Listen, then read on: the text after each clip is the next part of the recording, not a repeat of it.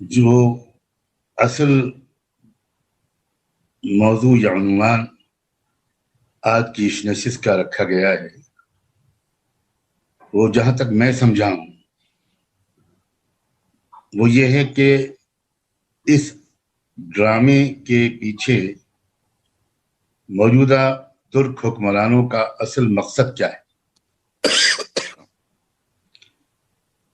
کیا کوئی نوجوانوں میں نئی روح پھونکنا ہے یا صرف پولیٹیکل اسکورنگ ہے؟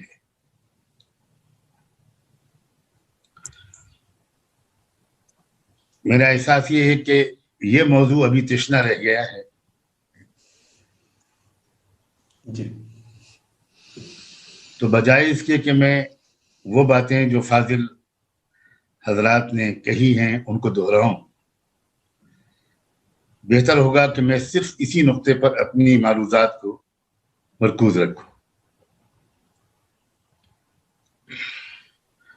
میرا ترکی کا سفر تو صرف ایک ہی دفعہ ہوا ہے، لیکن دنیا کے مختلف ملکوں میں مختلف سیمیناروں، کانفرنسز میں ترکی کے پالیسی میکرز اور علماء، دانشوروں اور پولیٹیکل لیڈرز سے مختلف موقعوں پر ملاقاتوں کا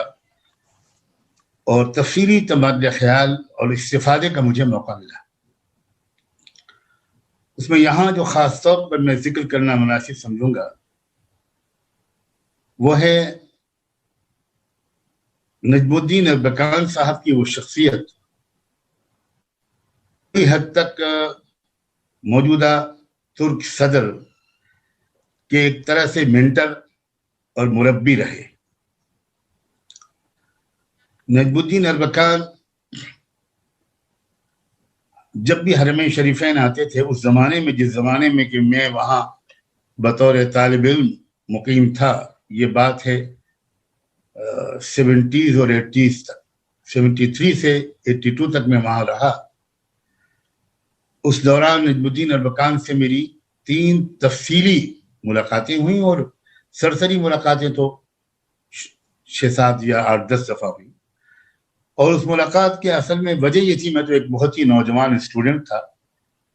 کہ وہ میرے والد ماجد مولانا محمد منظور نعمانی اور مولانا ابوالحسن علی ندوی، ان دونوں کے بہت قدردان تھے۔ اور اکثر ایسا ہوتا تھا کہ رابطہ عالم اسلامی کی فاؤنڈرز کمیٹی کے جس میٹنگ میں یہ دونوں حضرات انڈیا سے جاتے تھے، اسی میں شرکت کے لیے بحیثیت فاؤنڈر ممبر اربکان صاحب بھی آتے تھے، اور مجھے ان کی خدمت کی سعادت بھی حاصل ہوتی تھی۔ حرم شریف میں بھی کئی مرتبہ ان کے ساتھ لمبی نشستیں ہوئیں اور ہوٹل کے کمروں میں بھی۔ اور ایک بات خاص طور پر آپ حضرات بہت قدر سے سنیں گے کہ میں یہ محسوس کرتا تھا کہ اربکان صاحب ہمیشہ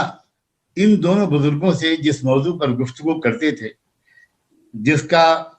سلسلہ ایک بار تو عشاء کی نماز کے بعد تہجد کی اذان تک جاری رہا، اور وہ موضوع ہوتا تھا کہ مغربی الغار اور مغربی تہذیب اور مغربی اور جدید تعلیم، اس کے بارے میں ہمارا موقف کیا ہونا چاہیے۔ کیونکہ ترکی جس مرحلے سے گزرا تھا اس میں 2 ایکسٹریم قسم کے موقف ترکی میں اختیار کیے گئے تھے۔ ایک موقف تھا ٹوٹل سرنڈر کا، شکست خوردگی کا، خود سپردگی کا، بالکل اپنے آپ کو ایک انتہائی سعادت مند شاگرد بنا کر مغرب کے سامنے پیش کر دینے کا، اپنے ماضی، اپنے تراث، اپنے سرمایہ کی نفی کا، احساس کمتری کا، ایک یہ رویہ تھا۔ اور ایک رویہ بالکل مسترد کر دینے کا تھا مغربی تعلیم کو، مغربی تہذیب کو، جدید دور کے تقاضوں کو ٹوٹلی ریفیوز کر دینے کا۔ عام طور سے علماء اسی منفی رویے کو اپنائے ہوئے تھے، اور نوجوان طبقہ وہ غیر معتدل انداز سے مغربی تہذیب اور یلغار کے سامنے شکست کھاتا چلا جا رہا تھا۔ یہ دو انتہاؤں کے درمیان ترکی گزرا۔ اس کے بعد آپ حضرات جانتے ہیں کہ ترکی کو ایک بہت ہی بالغ نظر، بہت معتدل مزاج رہنما کی رہنمائی میسر آئی، جو تھے سعید الزماں نورسی۔ سعید الزماں نورسی نے انتہائی گہرائی کے ساتھ اسلام کی ازلی اور ابدی حقیقتوں کو جدید ترین اسلوب میں پیش کیا، اور لاجیکل اور ریشنل انداز سے نوجوان نسل کو مخاطب کیا۔ سخت مشکلات میں زندگی گزری تھی نورسی کی، وہ اس کی تفصیلات میں جانے کا وقت نہیں ہے۔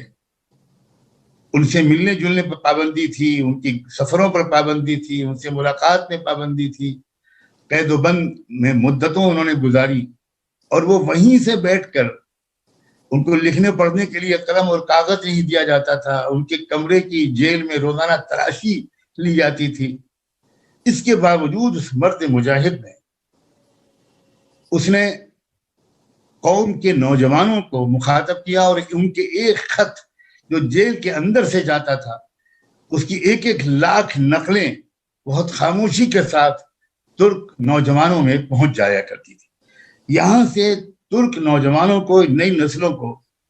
ایک خود شناسی کا، خود اعتمادی کا اور معتدل طرز عمل اپنانے کا ایک سبق ملا۔ وہ ایک نئے، کہنا چاہیے، اسکول آف تھاٹ کے بانی تھے۔ اس سے متاثر ہونے والوں میں، اس فکر کے میں جو پلنے والے لوگ، بہت سے عبقری نام میرے ذہن میں اس وقت بھی آ رہے ہیں۔ ان میں ایک نجم الدین اربکان تھے۔ نجم الدین اربکان نے اس راستے کو اپنایا کہ ہمیں مغرب کی مفید چیزوں کو اپنانا ہے، یہ ہمارا متاع گم شدہ ہے، ہمیں سائنس اور ٹیکنالوجی کو اختیار کرنا ہے، ہمیں جدیدیت کو اختیار کرنا ہے، لیکن ہم کو اپنی اخلاقی اور روحانی قدروں کو مضبوطی کے ساتھ پکڑے رہنا ہے۔ تو قدیم اور جدید کے درمیان ایک بہت ہی معتدل شاہراہ جو نورسی نے پیش کی، اور اس کے بعد اربکان نے اس کو آگے بڑھایا اور اس کو ایک سیاسی تحریک کے اندر بھی داخل کیا۔ اربکان کی تربیت سے جو سیاسی کارکن تیار ہوئے، ان میں سے کئی 100 سے میری ملاقاتیں ہوئی حرمین شریفین میں۔ ان میں سے کچھ لوگ یونیورسٹی کے میرے ساتھی بھی تھے۔ سچی بات یہ، میں حیران بھی رہتا تھا کہ ان کا ایک طرف فزیکل فٹنس پر زور، ان کی روزانہ صبح کی جاگنگ، ان کی ورزشیں، اور ایک طرف ان کا تہجد اور ذکر و سلوک اور معمولات اور اوراد کی پابندی نوجوانوں کی۔ یہ ہے اصل میں وہ امتیاز جو ترک قوم سنبھالنے میں کامیاب ہوئی، اور اسی طرز تربیت کا ایک نمونہ ہے، جہاں تک میں جانتا ہوں، نجم الدین اربکان کے بعد یہ ہمارے طیب اردوغان تھا۔ تو جہاں یہ دراصل ایک خاص مشن کے مطابق ترک قوم کو اولاً اور ثانیاً پوری دنیا کی مشرقی قوموں کو ایک سبق دینا چاہتے ہیں، ایک ذہنی تربیت اور نفسیاتی تربیت کرنا چاہتے ہیں، وہ ہے کہ احساس کمتری سے نکلو، تم تاریخ ساز تھے، پھر سے تاریخ ساز بنو۔ تو خود اعتمادی قوم کے اندر بحال کرنا، شجاعت اور جرت کی مطلوبہ خوراک قوم کے نوجوانوں کو دینا، اولو العزمی، اور جس کو شکوہ ترکمانی کہا علامہ اقبال نے، وہ بحال کرنا اپنی قوم کے اندر، جدید ترین تعلیم پاؤ، ہتھیاروں سے لیس ہو، ٹیکنالوجی کو اختیار کرو، کسی قوم سے پیچھے مت رہو، لیکن اس دوڑ میں اپنی تہذیبی قدروں سے اور اپنے روحانی سرمایے سے ذرا بھی دستبردار ہونے کی غلطی مت کرنا۔ چنانچہ آپ دیکھیے، جہاں تک میرا خیال ہے، یہ جو سوال ہے ہمارے شمس تبریز قاسمی صاحب نے ہم لوگوں کے سامنے رکھ دیا، اس کا تعلق تو نیت سے ہے، اور نیت کا علم تو سوائے اللہ کے کسی کو نہیں۔ کون کہہ سکتا ہے یقین کے ساتھ کہ ترک صدر نے، ترک حکمراں نے یہ ڈرامے پولیٹیکل اسکورنگ کے لیے بنائے یا قوم کو بھولا بسرا سبق یاد دلانے کے لیے، خود اعتمادی بحال کرنے کے لیے، اور نفسیاتی طور پر جس شکست خوردگی سے مشرقی قومیں اور ملت اسلامیہ گزر رہی ہے، اس احساس کمتری سے، شکست خوردگی سے نکالنے کے ارادے سے انہوں نے یہ ڈرامے شروع کروائے، اور ایک سیریز ہے ڈراموں کی۔ تو جہاں تک یقین سے کہنا کہ اس مقصد سے کروائے، یہ تو اللہ ہی بہتر جانے، لیکن مجھے کوئی جواز اس بدگمانی کا کم سے کم مجھے نظر نہیں آتا کہ انہوں نے صرف اپنی پولیٹیکل اسکورنگ کے لیے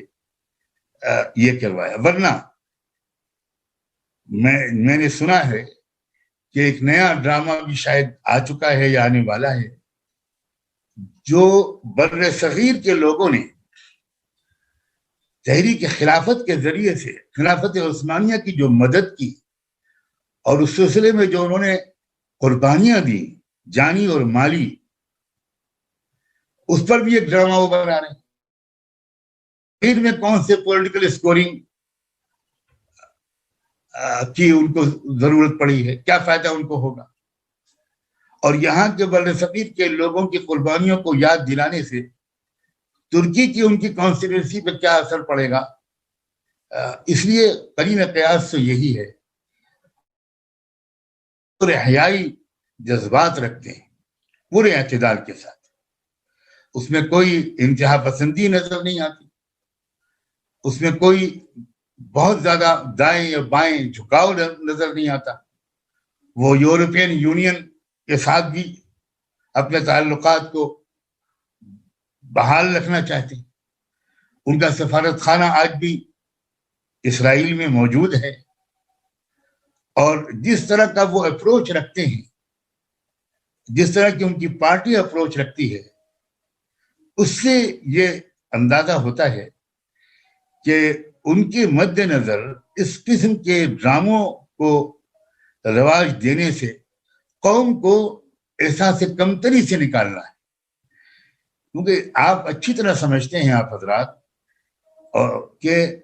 اصل شکست و فتح کا تعلق نفسیاتی کیفیت میں ہوتی ہے۔ جنگیں جیتی جاتی ہیں خود اعتمادی کے بلبوتے پر، اور ہاری جاتی ہیں جنگیں احساس کمتری کی وجہ سے، ذہنی مروبیت کی وجہ سے۔ تو ترکی ہی پر سب سے پہلے یہ حملہ ہوا تھا، ترکی ہی سب سے پہلے اس آزمائش کے دور